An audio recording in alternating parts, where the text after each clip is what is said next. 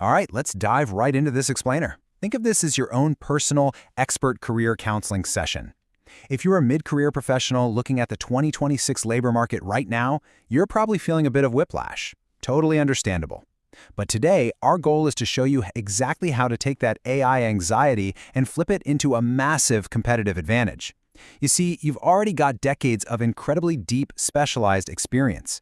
And the secret to thriving right now? It's not about starting over from scratch. No way. It's about strategically repositioning the incredible value you already bring to the table. To kick things off, we really have to acknowledge the reality on the ground. As City University of Seattle perfectly put it, the current labor market can feel like a chaotic game of musical chairs. Between generative AI, the green transition, and shifting economic policies, we are looking at some massive structural shifts. It absolutely feels like the music is speeding up, right? But here's the thing, panic is definitely not a strategy. Understanding the landscape, though, that absolutely is. And the numbers really tell the story here. By 2030, a staggering 70% of job skills are expected to shift. Just pause and think about that for a second. Even if you stay in the exact same role you're in today, the skills you need to actually do that job successfully are going to fundamentally change. The market is basically demanding velocity and adaptability. You literally cannot afford to just stand still. But again, the good news is you don't need to throw out your past experience. You really just need to update your operating system. So here is our career strategy plan for today's explainer. The musical chairs job market, moving human value upstream, the hybrid skill set advantage, leveraging mid-career experience, the power of networks, and future-proofing your career. Let's get to work. Okay, Section 1, the musical chairs job market. Let's look at the real numbers.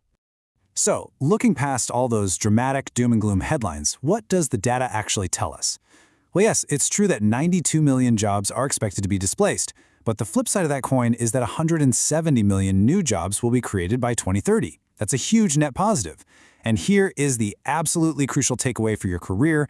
The data shows AI is mostly augmenting tasks rather than replacing entire roles. This is actually a massive opportunity for experienced professionals like you. As AI handles the tedious initial drafting and summarizing, employers don't just need people to crank out basic work anymore. They desperately need seasoned pros who have the actual industry knowledge to evaluate, challenge, and improve those AI outputs.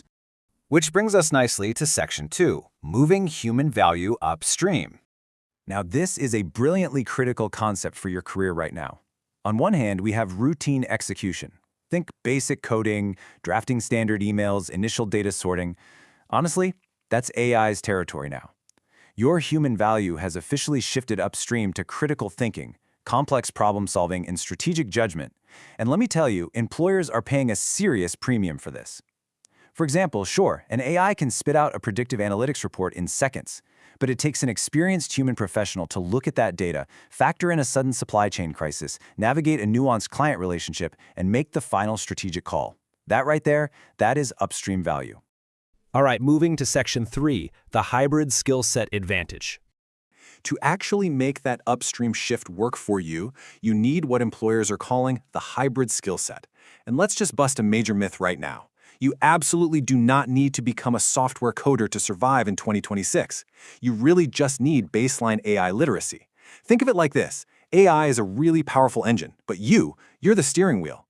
AI literacy simply means you understand how to write a solid prompt, you know when the AI is hallucinating or showing bias, and you know how to use these tools ethically to streamline your own daily workflows. It's all about collaboration, not computer science.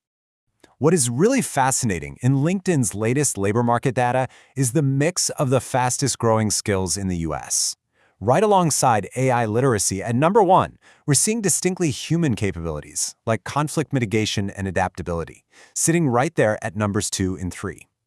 In fact, 6 out of 10 employers now value soft skills more than they did just 5 years ago. They are actively hunting for that hybrid talent.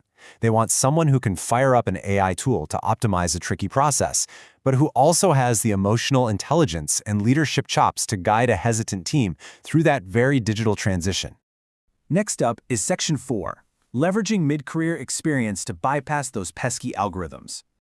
So, with those upstream skills firmly in your toolkit, how do we actually get your resume past those automated applicant tracking systems? Because unfortunately, algorithmic age bias is a very real hurdle. Think about it. To a literal robot, the phrase seasoned veteran sounds more like a barbecue spice rub or an old battleship, not a dynamic modern leader. To get around this, you've got to practice age-neutral professionalism. This just means strategically translating the sheer length of your experience into fresh language that emphasizes current expertise. So, instead of saying you have 30 years of experience, try terms like contemporary industry knowledge, or modern business practices, or strategic leader. You want to clearly signal that your deep experience makes you sharp and agile, definitely not stuck in the past. And it goes a step further. You also need to frame your expertise using a contextual scoring model. Modern algorithms don't just blindly scan for isolated buzzwords anymore. They evaluate context.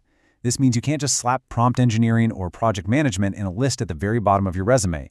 Instead, you've got to embed those keywords directly into accomplishment-based bullet points that actually prove your judgment. State what you did, how you did it using a specific tool or skill, and why it mattered to the business's bottom line. Basically, prove the application of your skill. Don't just claim you have it.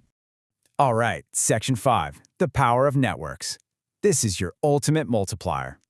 Now, beyond your resume, you possess a massive, totally unique advantage simply by having spent years working in your industry, and that's your network.